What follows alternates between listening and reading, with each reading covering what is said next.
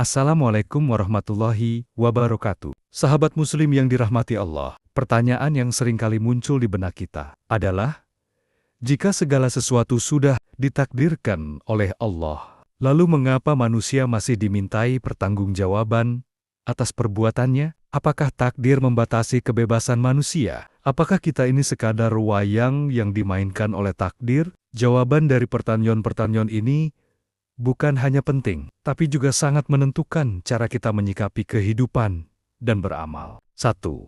Takdir dalam Islam, ketentuan Allah yang sempurna. Takdir dalam bahasa Arab disebut qadar adalah ketetapan Allah SWT terhadap segala sesuatu, baik yang sudah terjadi, sedang terjadi, maupun yang akan terjadi di masa depan. Semua itu telah tertulis di dalam Lauhul Mahfuz, jauh sebelum manusia diciptakan. Allah berfirman dalam Quran Surah Al-Hadid, ayat 22, "Tiada suatu musibah pun yang menimpa di bumi dan pada dirimu sendiri, melainkan telah tertulis dalam kitab Lauhul Mahfuz sebelum kami menciptakannya. Sesungguhnya yang demikian itu mudah bagi Allah." Ayat ini menjadi bukti bahwa seluruh kejadian, besar maupun kecil, sudah ada dalam ilmu dan catatan Allah. Namun, apakah ini berarti manusia tidak punya kendali, tidak memiliki pilihan? 2.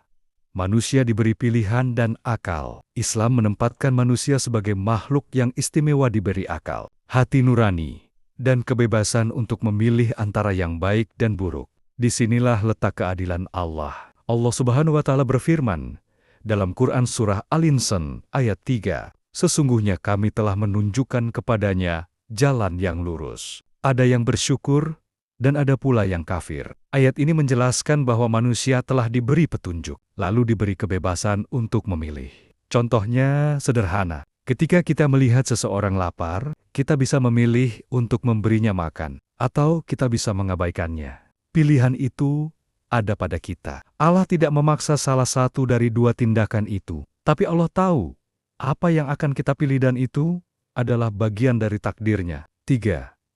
Takdir bukan pemaksaan, tapi pengetahuan. Perlu dipahami bahwa takdir bukanlah paksaan dari Allah, melainkan pengetahuan Allah yang sempurna atas segala sesuatu. Allah Maha mengetahui apa yang telah, sedang, dan akan terjadi. Analoginya seperti ini. Seorang guru yang sangat mengenal murid-muridnya bisa menebak siapa yang akan lulus dan siapa yang tidak. Ketika hasil itu terjadi, bukan karena guru memaksa, tapi karena ia tahu berdasarkan usaha mereka masing-masing. Begitu juga dengan Allah.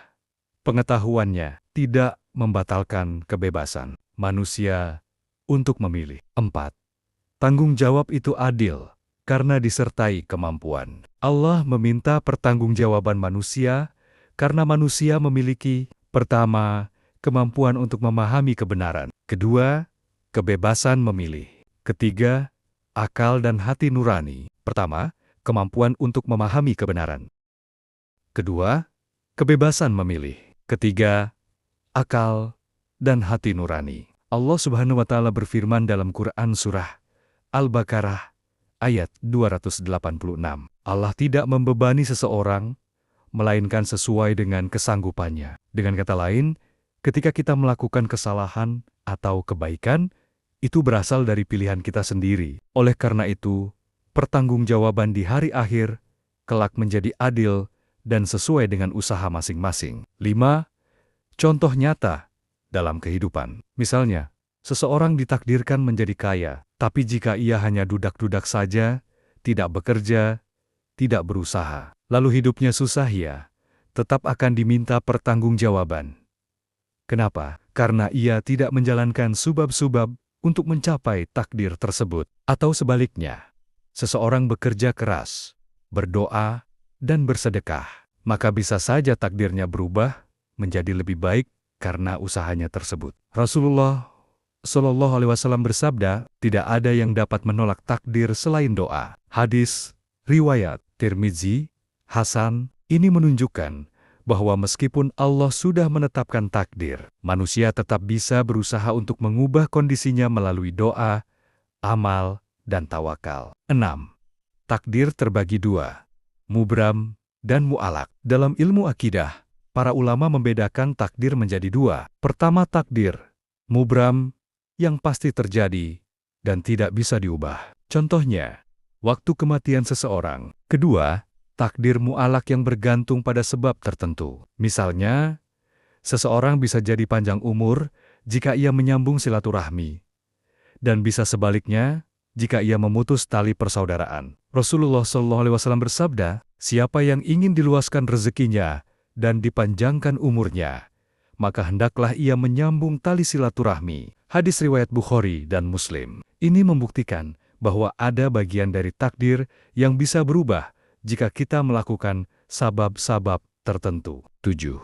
Hikmah dari pertanggungjawaban. Mengapa Allah meminta pertanggungjawaban manusia meski takdir telah ditetapkan? Karena kehidupan dunia adalah ujian. Allah ingin melihat siapa di antara kita yang benar-benar taat dan berserah kepada Dia dalam suka dan duka. Allah Subhanahu wa Ta'ala berfirman dalam Quran Surah Al-Mulk ayat 2, yang menciptakan mati dan hidup untuk menguji kamu. Siapa di antara kamu yang terbaik amalnya? Ujian inilah yang membuat hidup kita bernilai. Jika semuanya sudah ditentukan dan kita tidak punya andil apa-apa, maka hidup tak akan memiliki arti. Surga dan neraka pun tidak akan relevan. Sahabat, takdir dan tanggung jawab bukanlah dua hal yang bertentangan. Justru keduanya berjalan beriringan. Takdir adalah ilmu Allah, sementara tanggung jawab adalah hasil dari kebebasan kita dalam memilih. Jangan jadikan takdir sebagai alasan untuk malas berusaha atau berbuat dosa. Justru dengan memahami takdir, kita harus semakin semangat dalam berikhtiar, berdoa, dan bertawakal kepada Allah. Sebagaimana Rasulullah SAW bersabda, beramallah kalian, karena masing-masing akan dimudahkan untuk apa yang telah ditakdirkan baginya. Hadis riwayat Muslim. Maka mari kita yakini bahwa setiap amal kita tidak sia-sia. Setiap pilihan baik akan dibalas kebaikan, dan setiap dosa akan dimintai pertanggungjawaban. Semoga Allah menjadikan kita hamba-hamba yang selalu sadar akan tanggung jawab, dan tidak pernah lelah untuk memperbaiki takdir kita dengan amal yang ikhlas. Jika video ini bermanfaat, jangan lupa untuk klik like, share ke sahabat dan keluarga, dan subscribe channel Doa YT untuk konten motivasi dan amalan Islami lainnya. Wassalamualaikum warahmatullahi wabarakatuh.